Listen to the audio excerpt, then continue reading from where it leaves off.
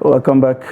We now have joining us in the studio Ali M. Ali, who is a journalist and the Deputy Media Director of the APC, the Presidential Campaign Council. I don't want to tell you what conversation went down behind the camera, but it's a pleasure to have you join us in the studio. Well, it's good to be here, Michael, and it's good to hear you here also. It's been quite a while. The Ramadan seemed to be bringing out the shines in you. What is that? I don't feel the shine. It joins us in the studio. Those can be deceptive, you know. But at least you are not part of those we have seen in pictures sleeping around the masjid in a way to buy time ahead of Iftar. Yeah. He joins us in the studio to discuss his thoughts on the revelation by the DSS of purported plan. Well, in this case, they said they have confirmed of an attempt to try to the transfer of power come May 29. When some of us saw these reports, the first thing that came to mind was one of the cardinal function of the DSS is to discover things like this, of course, but to also nip it in the bud. Is it enough to just to come out in the way they did, more like an alarmist group, rather than point at the individuals they think were directly responsible, because the memo said they have identified them? What's your thought with regards to how that messaging was couched? Well, I think they're just being circumspect here, because it will be good to see the DSS naming and also shaming these identify anti-democratic forces. It will be a good thing if they are named and they are shamed in the process. But you see that the Nigerian political environment is always charged. It's always charged, whether before election or after election. And in the 2023 election is particularly charged, and rightly so, because of the role, I must say, the media, even the mainstream, a section of the mainstream media, and of course the free-for-all social media. The social media, rightly or wrongly, prime some people to think that certain people were going to win the election. And post the declaration of the president-elect, some people are still living in this illusion. They still have this illusion that somewhere, somehow, some people have rigged certain people out of power. I'll give you an example, which I think is a grand delusion on the part of especially the vice presidential candidate of the Labour Party, who has been on air, and a section of the interview he had went viral. You've seen it, it's everywhere now, it's so commonplace now. That he defended the votes they secured in the presidential contest, but dismissed the ones that actually flawed them in the election. Now, and you could see from his diatribe, because clearly that was a diatribe. It was so, the vituperation he expressed, you could see that there are symptoms of delusion there. Because in one breath, you're saying the votes that returned the president-elect were invalid, but in the same breath, you are saying the votes that the Labour Party got can be defended. And that has charged some elements. And we've said it in the past that some people are primed for a possible heartbreak. Because before the election, a number of polls conducted by very partisan groups have placed the Labour candidate well ahead of others. But we always say the test of the pudding is in the eating. And when the people tested the pudding, and some, it was not palatable for them. They are yet to come to terms with this loss. But you see, the DSS, coming back to the original question, I think they have just been circumspect, because the international community, if you look at even the international media, because of they've been following, rightly or wrongly, they zero in on the Nigerian election. The election has been adjudged depending on which side of the divide. Some, if you are the optimist, you say the glass is half full, like me. I belong to the tribe of optimists. No election, people say, and I concur that it's perfect. No election. Even the almighty United States, who has been the country that has been at it for over 200 years, we've seen what had happened. Not once, not twice. In the UK, every now and again, you see a new government is formed. The UK has this unviable record of having 3 or 4 prime ministers in a space of 6 months or thereabout. That's right. You understand?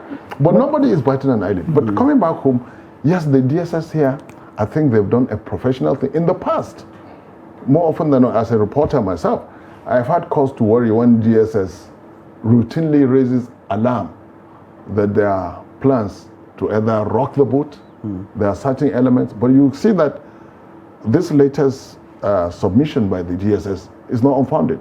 Why? 2 days ago, some element went to the defense headquarters. It's in the public domain. At least you've seen the video going around, and you know the video is fresh, calling on the military to intervene. What manner of Democrats are this? So you say the latest warning by the DSS is not on flawed premise. They have sufficient ground to think and to suspect, or to even confirm, according to them. They know the places of meetings, they know the individuals, and I think the next step should be to name them with proof that, look, these are anti-democratic forces intent on truncating a process that has been completed. What remains now is the inauguration of the president-elect. Okay, without infringing on your thoughts there, are you not worried about those who also express concern that the messaging appears to be doing the bidding of the APC spokesperson who had hitherto suggested that this were going to happen? They, in a way, argue that if people are protesting the outcome of election, that it is within their right, and some have even approached the court that where the court deems what their prayers to be frivolous, it is within the space of the court to declare it so, rather than sort of suggest that people are pursuing frivolous motives. See, what we're saying is that, look, protests are part and parcel of any democratic process. Individuals every day to this moment, if you go to the White House, there are people who are protesting one issue or the other, which is perfectly legitimate. But what we oppose is the idea of people in the name of protest. First, look at it, how it metamorphosed from mere protest to express displeasure, which we welcome. At a point, to supporters of the presidential mandate, that's Bola Aswaji's presidential mandate given freely by Nigerians, nearly 9 million of them, also were on the street to express solidarity and support. So it's okay, it's part and parcel of the democratic process for people to have contrary opinion, to also express those opinions in strong terms as in peaceful demonstration or protest. It's the culture globally. But what we oppose is when you move from that worldwide acceptable globally accepted, to calling for first the truncation of a process that started and 90% completed, with Nigerians expressing their opinion emphatically. What I mean, expressing their opinion, they voted for a candidate who a clear winner. His closest challenger, in the outcome of the result, it's 2 million votes short, nearly 2 million votes short. Both the number 2 and number 3 in the electoral presidential duel came 2 million votes short. Now, to also insist that as Democrat, we welcome the idea of litigation. The outgoing president is one clear example of tenacity and perseverance. For 3 consecutive times, he ran election, he had a greater following than especially the Labour Party. Buhari didn't, as opposed to obedience, they were more fanatical, more committed, with zero resources. For 12 years, Buhari was in the wilderness, seeking national mandate to lead the country. And he came short, and he went to court 3 times, litigation, and the verdict was not in favor. The 4th attempt, he was lucky, because how did he make that stroke? How did he strike gold? By extending a hand of friendship across the Niger. If you remember, for the 3 consecutive times, Buhari was monstrously popular in his part of the country. I see a similarity between Buhari Dins and which I was a proud member of the Buhari movement at a point. You understand? And obedient. It's a good start. I always say it's a good start. When Buhari went into presidential duel in 2003, his party then had 9 governors. 9 governors. AMPP or APP at the time. In 2003, it was APP, then metamorphosed to ANPP. Had 9 governors. And by the time they went into that duel in 2003, 9 dropped to 7. Labour Party has 0 governors. And I think 1 or 2 legislators. And look at it today. 0, because the right messaging for the people who are supportive of Labour Party. You see, they're able to make some electoral upsets. Nobody even thought, rightly, beyond the social media razzmatazz. We never thought, some of us never really gave Labour Party any chance of recording 8 senators. 1 governor. This is quite remarkable. The same way some people were dismissive of the NNPP. But NNPP, look at it, it made a major dramatic upset in a place like Kano. All right, yes. And let's go back. By coming back to the DSS memo and that. So to get this thing clear now, they have come out to say we know about this plot and we know who are orchestrating this plot, and they left it at that. What do we do with this information now? We as ordinary citizens? Exactly, because if the DSS did not name these people and they're not taking any further steps in any other direction apart from saying that we know, then what do we do with this information? Well, I think first, all of us who are lovers of democracy, we should be very vigilant. And more importantly, those who are likely to truncate the process, they are the armed forces. And the armed forces, and I think they have made this warning in the past, that look, citizens should not involve them in politics. They too should be, I think there's a time to up the ante, especially in forum like this, the media, because those who are calling for anti-democratic sentiments, who are expressing those, they are largely unaware of our history, how some of us in the newsrooms actually worked for the emergence of an enduring democracy. The elements who went to defense headquarters. Of course, there will be bad losers, sore losers. It's understandable. But I just gave the example of Buhari. 3 times. He never called, he never asked his supporters. Himself, a former military lawyer, who more than anybody else knows the nature of military rule, how freedoms are curtailed, freedoms for so many other things, beyond even expression. Now, it's ultimately those in the vanguard of democracy are ordinary Nigerians, not people in government, and it's the tax now, especially for all lovers of democracy. I'm not saying contestants now. Those who contest, normally depending on your outcome, until Buhari become a truly a Democrat. For the 3 consecutive times he has contested, he was going through a baptisma to, if you like, let me use the term, to be debriefed of whatever military tendency. Obasanjo never went through that baptisma. Straight from prison, a couple of weeks later, became president. And you could see that under Obasanjo, it was routine for governors to be impeached, Senate president to be impeached, without going through the full legal process. We've seen that would happen with Bayelsa State governor, who was impeached and then sent packing in Plateau. Darie, in fact, Darie was impeached in someone derisively described the place he was there as a corner shop, and then the maze, and then even the required number of legislators to do that wasn't met. So, but because he was not debriefed, but look at Buhari now, because of the years, and then he realized the importance of communication, of consulting. Some people say the Buhari we know now, those who witnessed his military regime, and the Buhari who is here now as a Democrat are totally different people, because now he's more liberal. People have called him names. There are people who even say he's a clone version of the original Buhari. And until Recently, he never made public. He pretended not to even be aware of that. But until recently, we never knew. People thought, yeah, this man is obviously different from the original Buhari. But to show you the extent of a Democrat he has been, tolerant. But suddenly we have people who want us to entrust them to surrender our sovereignty. They can't take a loss. They are challenging in the courts.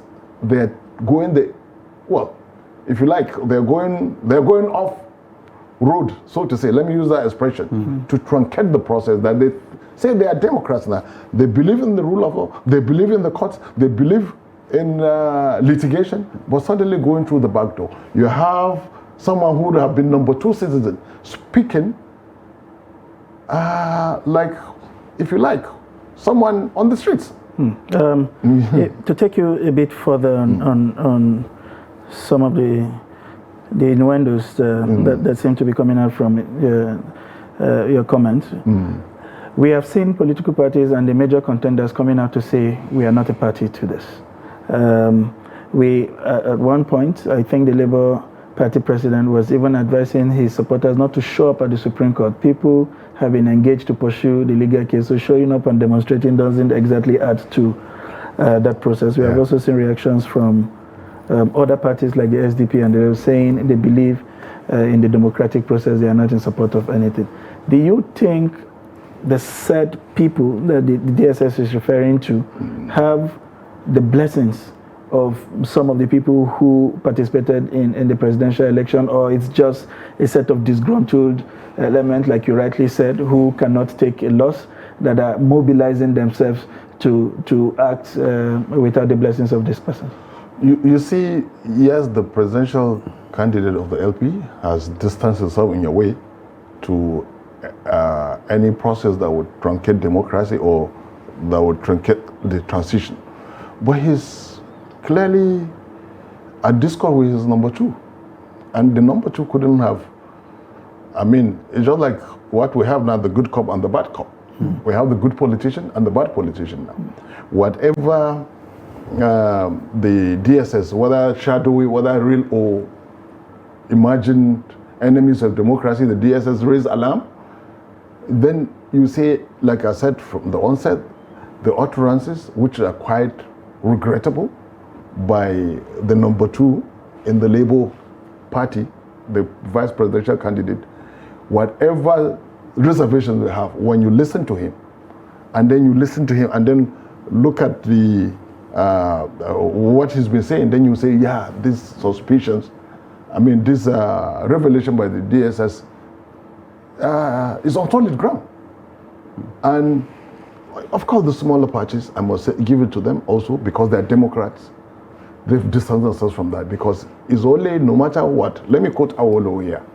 He said, look, the worst, the most malevolent democracy is better than the most benevolent dictatorship.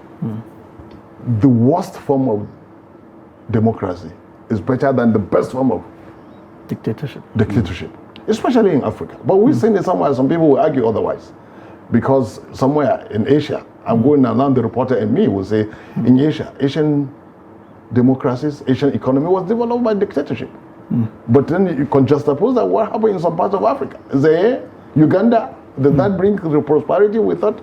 But like Bill Clinton once said, he said, look, it's only in democracy, when he came to visit Nigeria in 2000 or thereabout, he said, no matter how imperfect it is, it's only in democracy you have a fighting chance of righting the wrongs of whatever administration you've ever had. Under military rule, no. You rarely have that. You don't even engage. You can, whatever you say or you don't say will be seen as an affront on the regime. Interesting. Yes. All right. Well, at this moment, I would like to welcome Bulamu Bukarti onto the program. He is a senior fellow in the geopolitics team of the Tony Blair Institute for Global Change. Bulamu, good morning and welcome to Daybreak.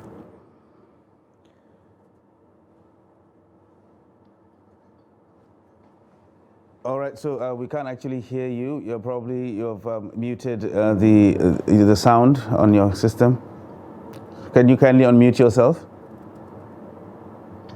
Okay, while we try to get that sorted, we'll come back to you as quick as we can establish a clear line between you and our audience. You were saying something that quite resonated with me.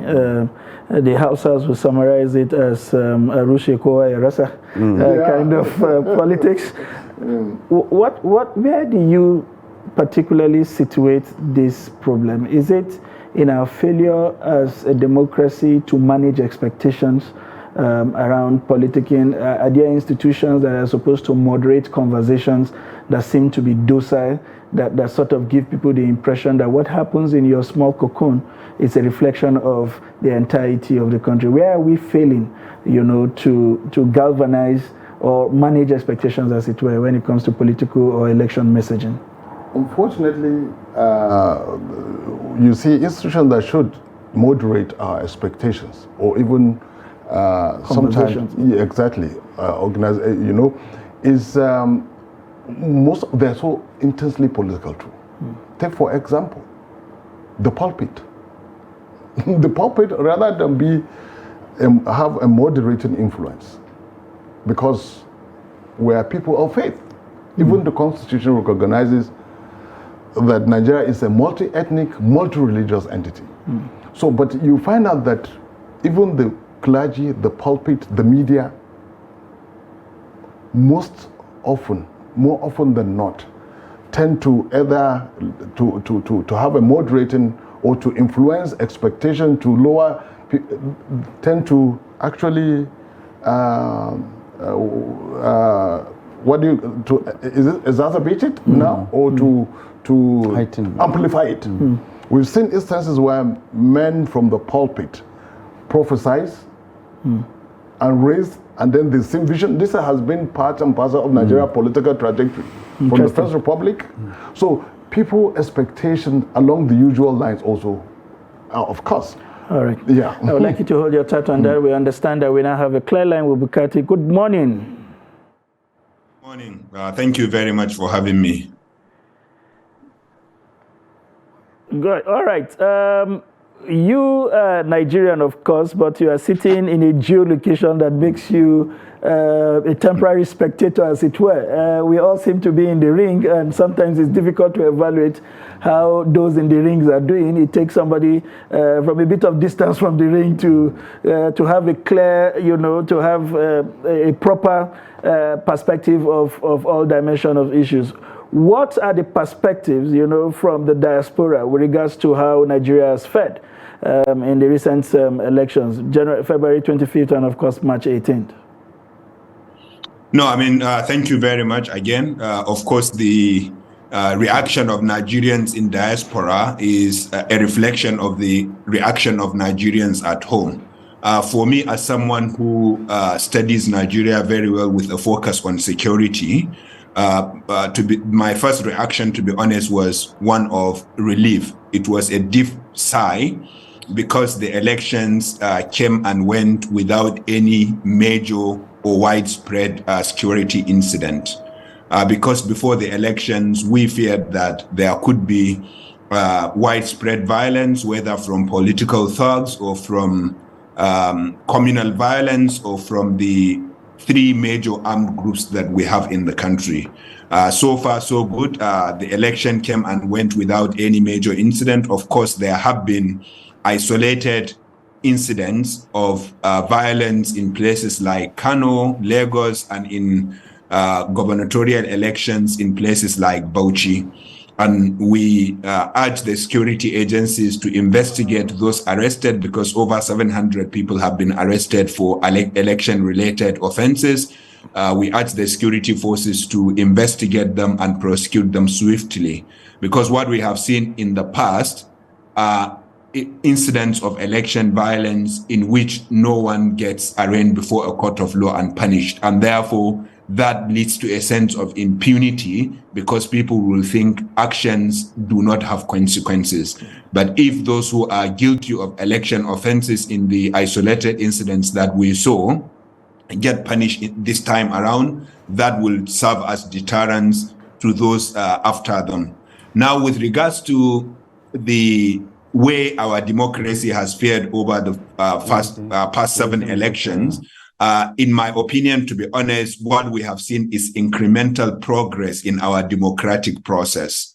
Any fair observer who has observed Nigeria's elections from 1999 to date will say that there have been progress after progress in different areas of our electoral process. And I think that's an achievement that we should all praise.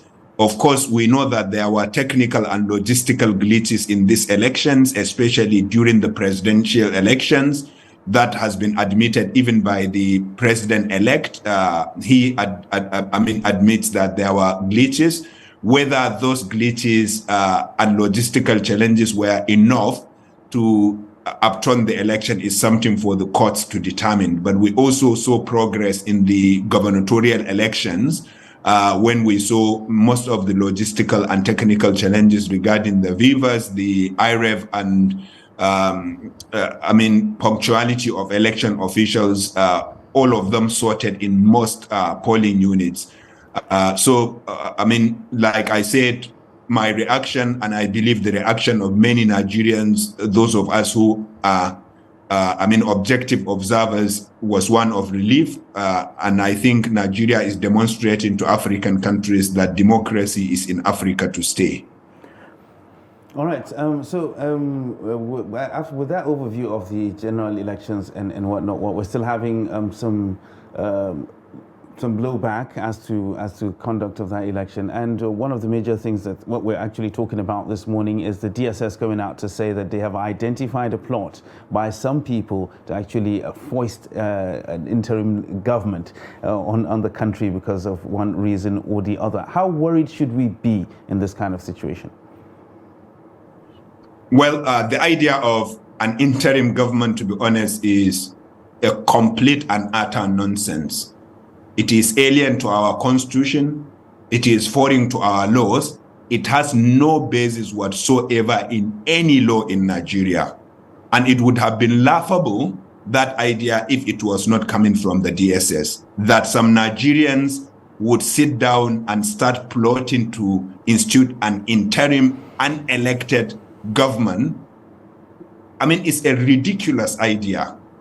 I never thought anyone would take that kind of idea seriously, but we have to take it seriously now that it is coming from the DSS. And of course, the statement itself is going to add tension to our already tense political situation. And unfortunately, Nigerians would continue to get worried, about peaceful transition of power.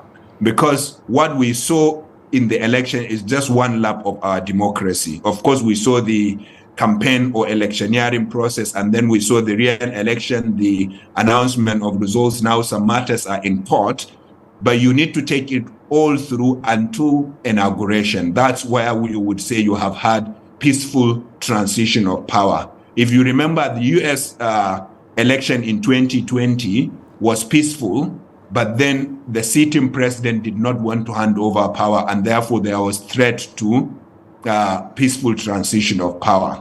Now, the same thing happens here. Section 1 of our constitution is very clear that no one can rule Nigeria or any part of Nigeria other than through the way or the means provided by the constitution. And the only means provided by the constitution and recognized by law is for one to get elected in a recognized election and to be duly sworn in by the stipulated authorities. And there is no person or authority in Nigeria that has been empowered by law to institute an interim government. In fact, the word interim government itself, the phrase interim government, is completely foreign to our legal system. It is not something I would have taken seriously, except that it is coming from the DSS. Perhaps now that the DSS has released the statement, we would urge them to follow the matter to its logical conclusion, arrest those who are alleged to have to be planning this illegality, and to prosecute them before a court of law. All right, Bukati. still staying with you, I would like your thoughts around post-election expectations management. Ali was just discussing that shortly before we came to you. What is the practice, in other climes? Let me not say Sena climes, because clearly what we have seen from advanced democracy shows clearly that the word sanity, it's a very thin line from madness. But what this election has also revealed is how fragmented this country does seem to look, that the fibers that hold us together are becoming fragile by the day, and therefore lays a different kind of expectation on the winner of the elections to begin to find ways to truly mend fences and get people to feel a part of this democratic space. So what will be your charge to the president-elect, for instance, in the face of what this election has revealed, beyond the numbers and the fact that he emerged a winner? Look, Nigeria has always, been a victim of manipulation of different fault lines, whether it's religion, it's sectionalism or tribalism or other isms in the country. And if you listen to unscrupulous politicians, you would think Nigeria is so much divided. If you read the 3 myths about Nigeria written by Dr. Yusuf Bala Usman, we would understand, for those of us who have read that book, that Nigeria is much more, it's a country that is much more united in terms of its geography, its history, its religion, and other social events throughout history than the average unscrupulous politician would want us to believe. Unfortunately, we know that people do exploit religion, they exploit tribalism and others for their selfish political interest. I think in terms of expectation management, the first thing is for the president-elect and the vice president-elect to implement what they have promised after the election, which is something we have called for even before the winner was declared, which is the idea of an inclusive government, if you like, a government of national unity, a government that will bring together all the shades and colors of Nigeria. There are brilliant people, highly qualified people from all geopolitical zones, from all tribes, from all religions, and from all political parties. And I think the new administration should bring together the best brains from all of these areas, and including Nigerians that are not aligned to any political party or are not activists in any of the fault lines I have mentioned.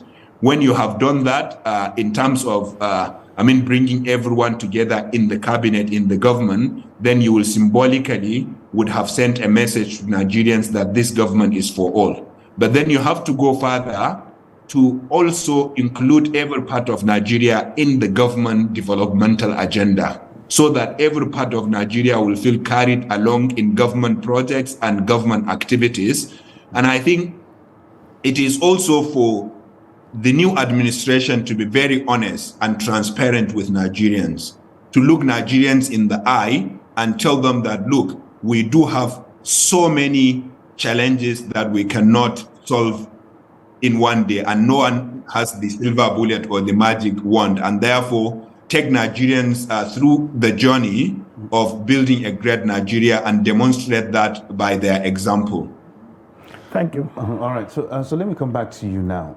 We just talked about expectations, we talked about managing them, and we just heard Bulama talk about what is expected of the incoming administration.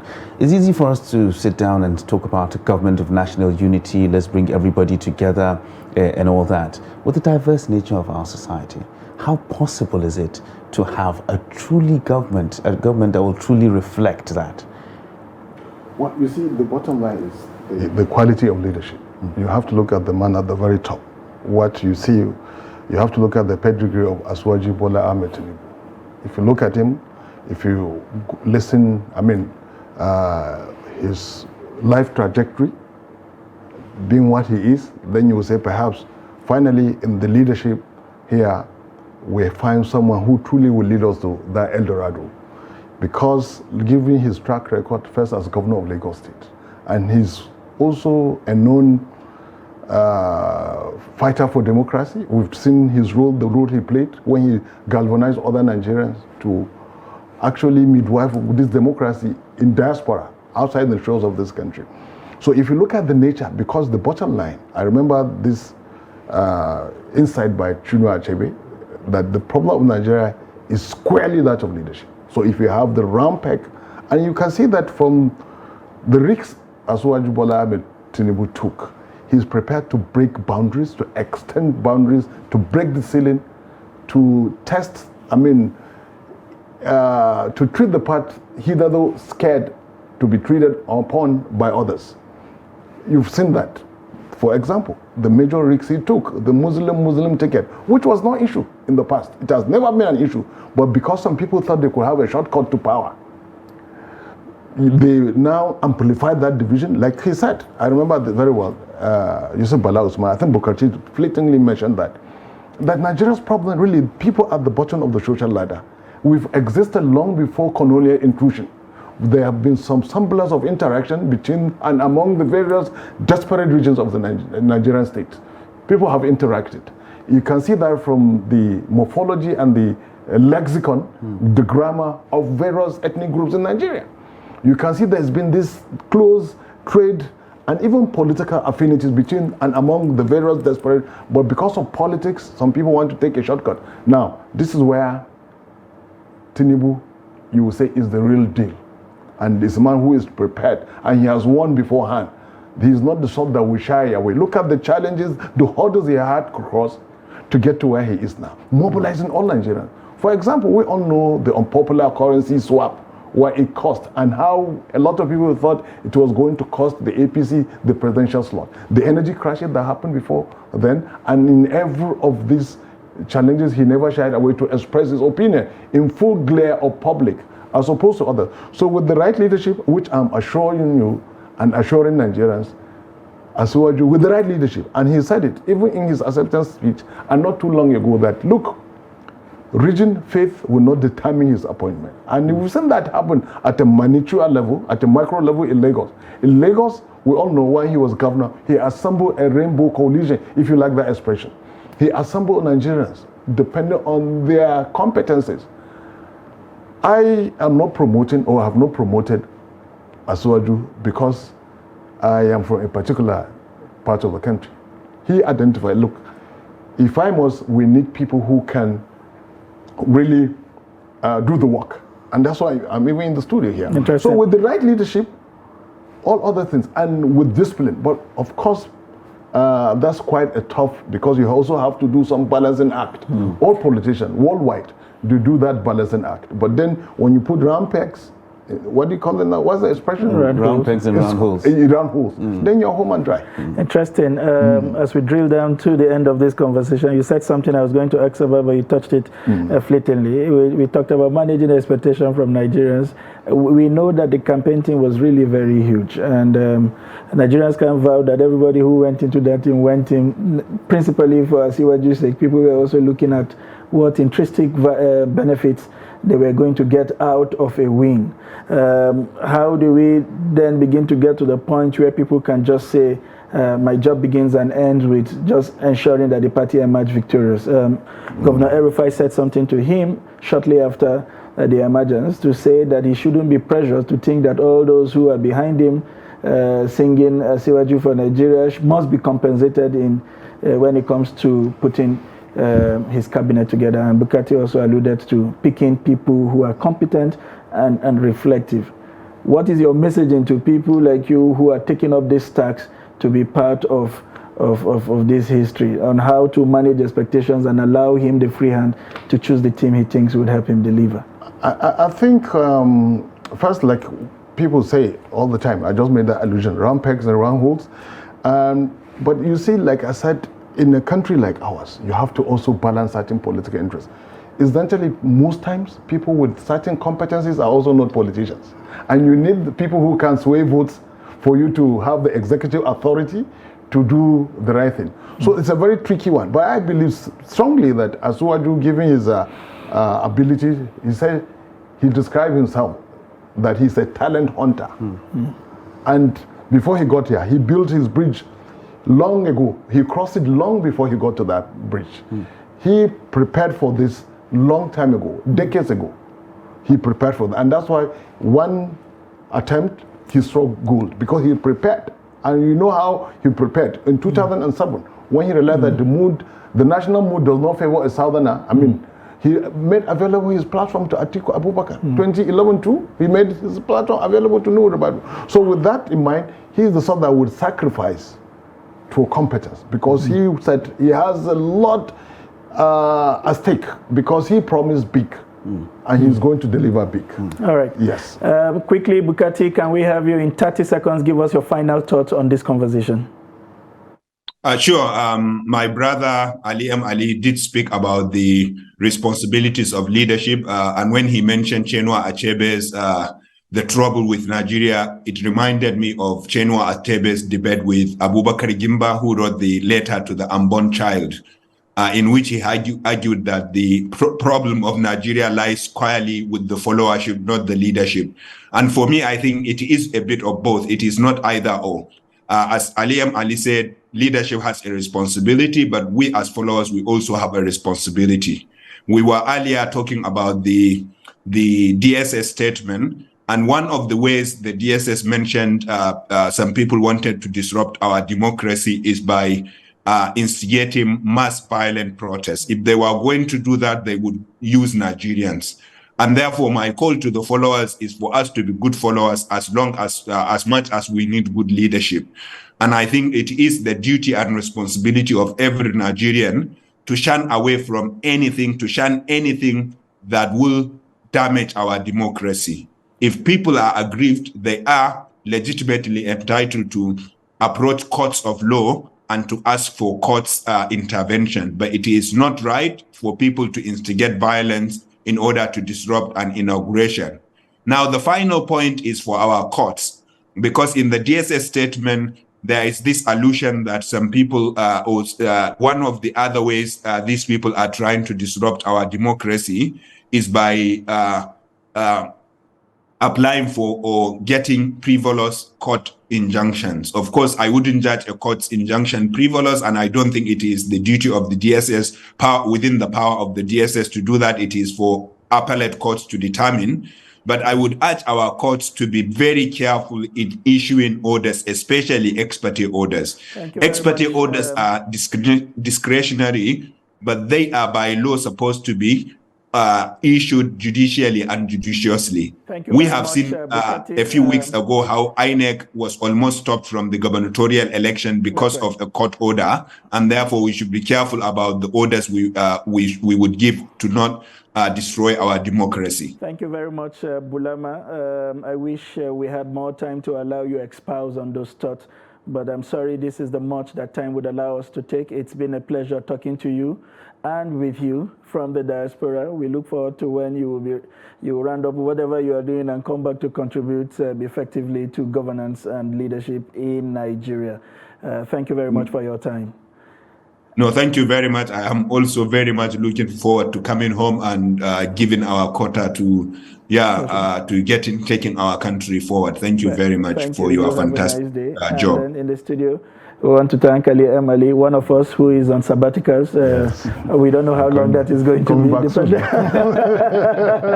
We hope we come back soon to deepen this space. We have lost a lot of men to the other side. We hope that we are able to replenish in good time. Thank you again, Nigerians, for allowing us free access into your living room and for sparing us your time to be part of what has been a very enlightening conversation this morning on the studios of Trust TV. Let us do this again tomorrow. I am Sunday Michael Ogu. Well, it's been a blast on Daybreak today. Tomorrow is another one. I am Ibrahim Yusuf.